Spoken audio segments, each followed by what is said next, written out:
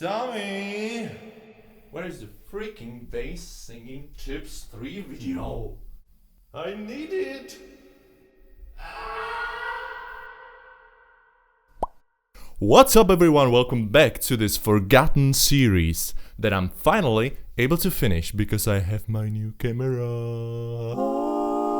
In these videos, I'm sharing my knowledge and experience as a bass singer with all of you. In the last 2 videos, we covered basic bass singing tips and first 2 vocal techniques, which is vocal fry and chest fry mix. And today, we're gonna take a look at the next technique, which is Subharmonics. First of all, if you watch this video, you've probably seen this video, and this video, and this video. This video. If you did, you're pretty much set on what this technique is and how to access it. There isn't much more that I can tell you about it, except my tips on how to practice it.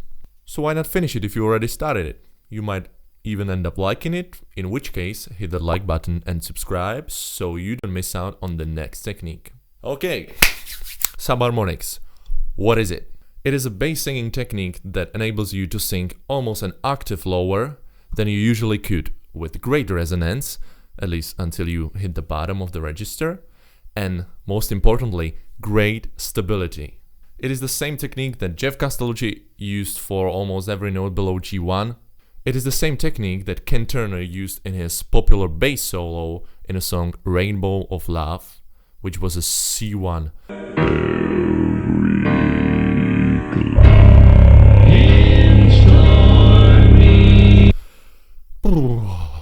If you're asking yourself the same question as I was for 5 years, which is, why should I even learn it when I know growl or inhale?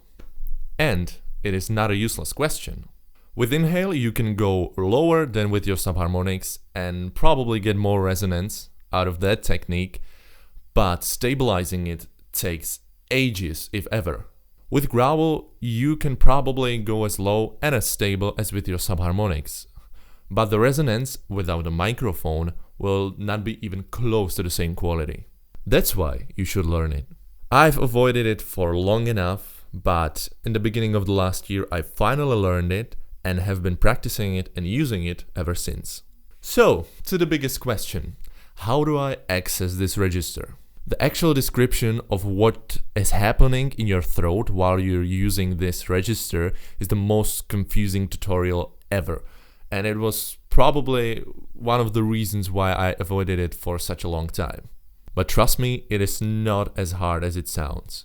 This is such a complicated sentence that I have to read it, so sorry for that. If you want to sing a note in your subharmonics, you have to make each set of your vocal folds, that is your regular folds and false folds, vibrate in different pitches in a ratio 2:3 to create an illusion of a frequency that's half the length of the note you're actually singing. You see what I'm talking about? For example, you want to sing a G1 in sub, we're gonna call it a sub, okay? You're gonna sing G2 with one set of your vocal folds and D3 with the other, in a perfect ratio. These 2 frequencies, when overlapping, create a sound that sounds like a G1. If you want more information about the autonomy of this register, you should check out some of those videos in the description. Now, how the fuck do I even do this? Depends on your vocal classification and comfortable range. You have to pick the best note for you with which you're gonna learn how to access it. If you're a bass with usable lowest note around C, C sharp like me, you want to pick something like G2 or A2. If you're a baritone, probably start around B flat or C. If you're a tenor, try C3, D or even E. For the girls, same thing applies. Just take your lowest chest note and raise it up by a fifth. First step, you're gonna sing the note you just picked with your chest voice. Hold it stable and hold it for a while. Pick any vowel you want. I would recommend for a start A or O.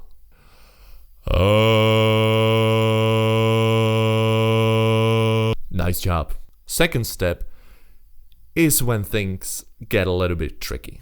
Slowly soften your voice and lower the volume of your singing up until the point your voice cracks.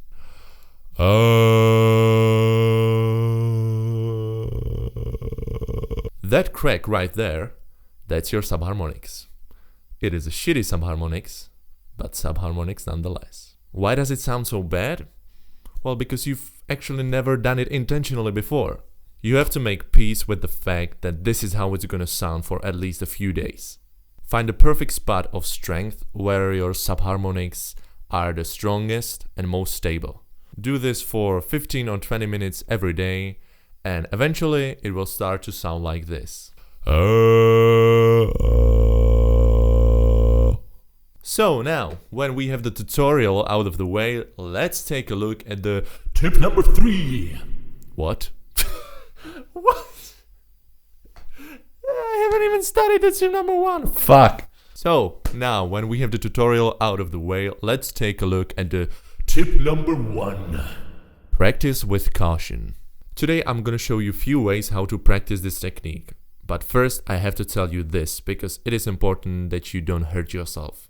Don't do this too much. 15 minutes a day of training is quite enough, at least at the beginning. There are few people who actually lost or damaged their voice because they did it too much, and you don't want to be one of them. So please, be careful and don't forget to drink a lot of water. Tip number 2. Subharmonic exercises.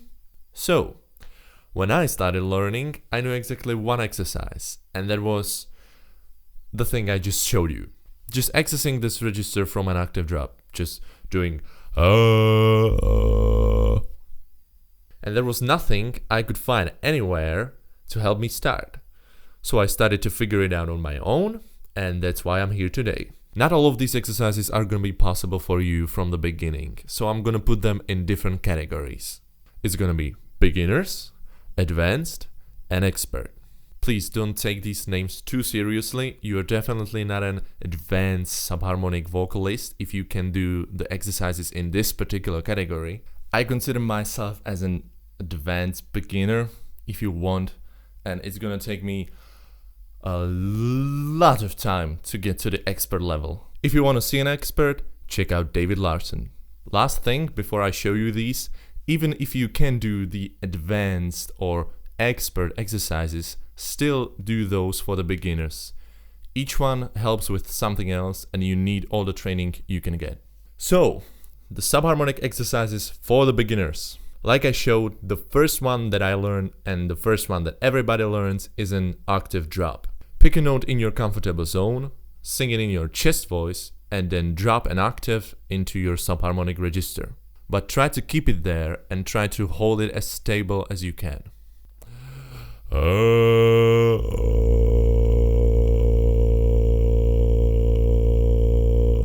Try this for a couple of different notes, higher or lower, until you just can't go anymore or it becomes a mess. Drink. Second one for the beginners is a fifth drop. This one is a little bit harder. This one is a little bit harder. Harder. This one is a little bit more tricky. You're gonna pick a note, let's say an A, and we're gonna start the same way as we started in the first exercise. But we're not gonna drop an octave into your subharmonics immediately. First, we drop a fourth in your chest voice. In case of the A, it's E. And then from that point, you drop to the subharmonic A1.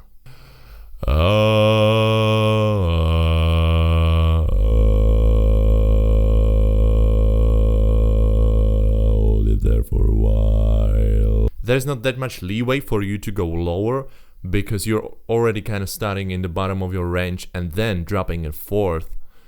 But weirdly, it actually matches like your chest lowest note with your lowest subharmonic note, at least at the beginning. So you don't have to worry about that.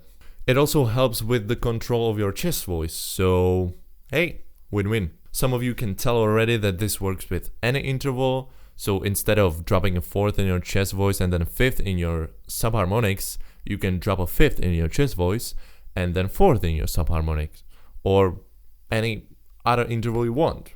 So for example,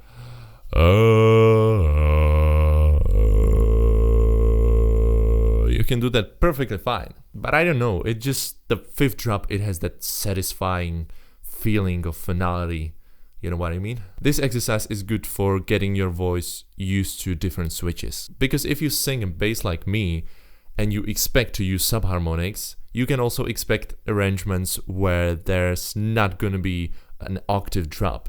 The fifth is actually much more common in our arrangements, so practice. Last exercise is probably the hardest of those in the beginners category. I wasn't sure if I should put them in advanced category, but hey. This is an exercise that Jeff actually talked about in his video. You pick a note in your comfortable zone, as usually, and you switch to subharmonics with an octave drop. But then you switch back into your chest, and then back to the sub, and back to the chest, and you repeat that process as much as you can. So,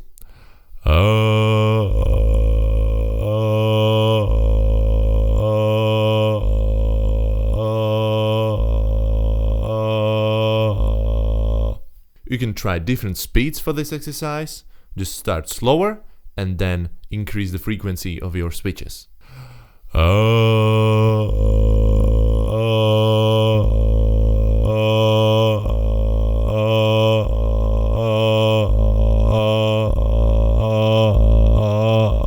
course, the faster you do it, the harder it gets. With this particular exercise, you can get your voice used to more switching and stabilize the switching itself, which is always handy. Let's look at the advanced exercises. 5 vowels, 1 breath. That's what I call it. This is advanced because so far you are used to A or O or maybe U vowels.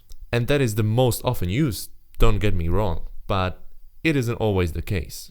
Each vowel have different intensity and resonance, so if you find yourself in a situation where you have to sing a line "come to me," for example, with a 5th drop into your subharmonics, come to me,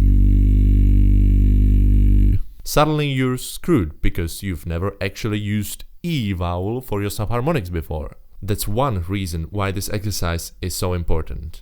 The other is breath control. That's why it's called 5 vowels, 1 breath, not just 5 vowels. If you do all these in 1 breath, it helps you in the situations when you have to sing subharmonics with a smaller amount of air. The exercise goes like this.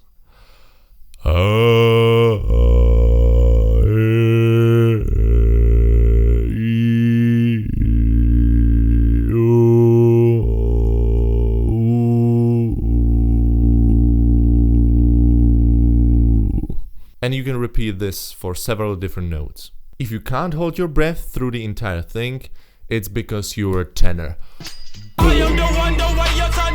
Okay, no. You can always start with some more breathing breaks or just do some breathing exercises before you even begin. Just don't push yourself too much and work up to it. Second advanced exercise. Subharmonic scales. There's no switching in this one, so for this you have to be able to sing subharmonics on command. Actually, you don't, but if you want to try something like this, you should be. It is really hard to go an entire octave with your sub, so right now we're gonna go just from the 5th to the fundamental.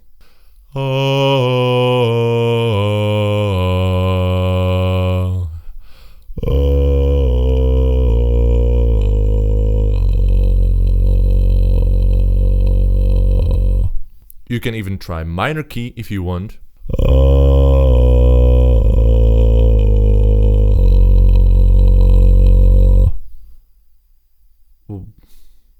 Yeah, try different keys, different scales, up and down, and with time, if you're good enough, you can go the entire octave. I'm able to manage it mostly in the morning with E major or minor scale, sometimes even E flat, but you know what they say. Morning voice is a boring voice. What? Nobody says that, Jesus. Sorry for that. Hashtag morning bass. Singing scales in your subharmonics really helps with your intonation and control. And don't forget to drink water, okay? Last advanced exercise, vowel switches. This one is really similar to the first one, but it's a little bit harder. You're still gonna do those octave drops, but with every switch, From sub to your chest and chest to your sub, you're gonna switch the vowel too. Do it in one breath and try different switches. E, I, O, A, U, O, E, A, I, E, U. So.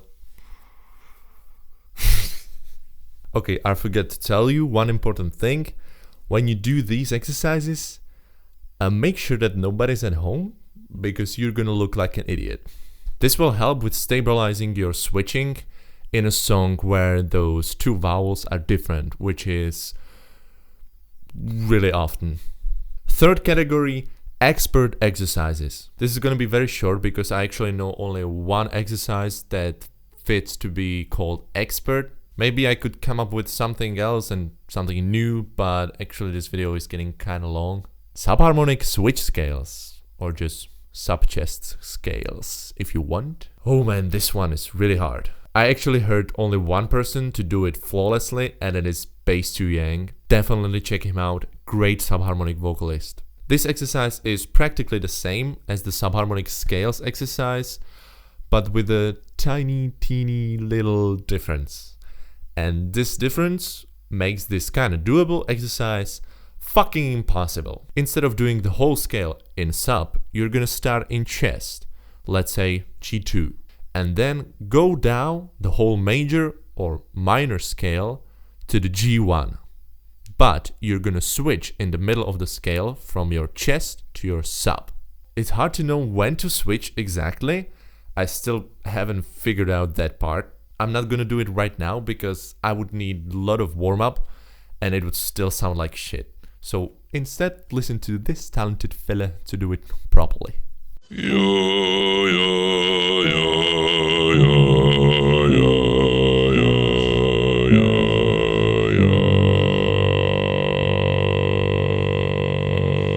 Like everything vocal related, it takes practice and you have to do it over and over. But once you got it, your blend is gonna be so effortless that your subharmonic register is gonna feel just like an extension of your chest voice. Tip number 3. Jesus, I just realized that first tip had like 2 sentences in it and the whole video was just tip number 2. Okay guys, we gotta wrap it up quickly because everyone is gonna fall asleep. Lowering and amplifying your subharmonics. If you want to be able to sing louder and lower with your subharmonics, there are 2 ways. First is you have to practice for years. I know it's a bummer. But the second one is more interesting. Subharmonic layering. If you didn't know, there isn't just one subharmonic register. There's the first, second, third, fourth, fifth, sixth, seventh, eighth, there's basically infinite amount. If you want to know more about them, check out David Larson's video or just let me know in the comments if I should do a separate video about these techniques. Basically, you change the ratio of your vocal fold resonance to create different subharmonic frequencies. The first one, that was the one I was showing you the whole time, that's an octave. Then the second one is an octave and a fifth. Third one is 2 octaves. And fourth is... Fuck, I actually don't know what the fourth is. Wait a second. Oh yeah, it's an octave and a major third. To be able to use these techniques, you have to be a really, really good subharmonic vocalist. It is really hard, so if you're a beginner, this is not the place to start. Stick to the usual exercises that I just showed you and just wait. But as I said, if you want to know more about these extended subharmonic registers, check out David Larson's video. Tip number 4. Use in a real song. Okay, this is a difficult part to explain because it really depends on your skill and on how well you can actually use this register. In case of recording, it's much easier. You have an infinite amount of attempts, so you don't have to really worry about messing up. My recommendation is don't overuse this technique. For audiences, it is a pleasant surprise when suddenly in the middle of the song you just drop into this realm of bass that they never heard before. When half of the song's bass line is in subharmonics, people can get used to it pretty quickly. In my opinion, it serves much better as a shock value moment. Let's take Voice Plays Oogie Boogie song. Jeff is singing pretty fucking low the whole time. Then when you hear the double O-E in the end, your mind is just blown because you knew he can sing low, but now you actually knew he's not human. Bigger problem comes when you decide to use Subharmonics live. You have to be really comfortable in your performance to not mess it up. Because live, it is not just about your skill as a bass singer, but it is also about how you can handle the pressure of all those people staring at you and waiting for your subharmonics to, It's better to start using higher, more comfortable zone of your subharmonic range at first. The key to a successful subharmonic performance is, as usual, practice. If you practice the given song or bass line a lot and train for it, you'll be much more comfortable during the performance. Great thing about this register is that you don't really need a mic to get something from it. If you're growling your bass line, you are pretty much screwed without some form of amplifier. But subharmonics? I've used it a lot during choir-like performances, and it can be a very powerful thing if done right. As for arranging this register into your songs, it doesn't really matter. Beautiful thing about arranging your songs by yourself is that you can let your creativity loose and use anything you like or what do you think works. If you want to do a whole song in subharmonics, go for it, man. It would actually be a really interesting experiment. The most common place for subharmonics is usually the end of the song. Jeff does it a lot. It gets a little bit annoying after some time. You know it's coming, therefore it's nothing special. I like when artists use these techniques in some creative ways, like this. So stupid, think now if we blow him up to smithereens, we may lose some pieces. This shit is crazy. Beatboxers are using this technique a lot too, but unfortunately I'm not a beatboxer and I don't have a really big insight into this area, so for that you should look up some other videos. Alright, that's it everyone. If you have any questions regarding this technique, let me know down in the comments. In the description you'll find my social media and my Patreon, so definitely check that out for some extra content. As for the next video, don't worry, it's gonna be sooner than this one. I hope. Practice your scales and switches. Let me know in the comments how many of these exercises you could actually do. And don't forget to drink water. Trust me, it is really fucking important. Whew. Peace be with you guys. Drink some water.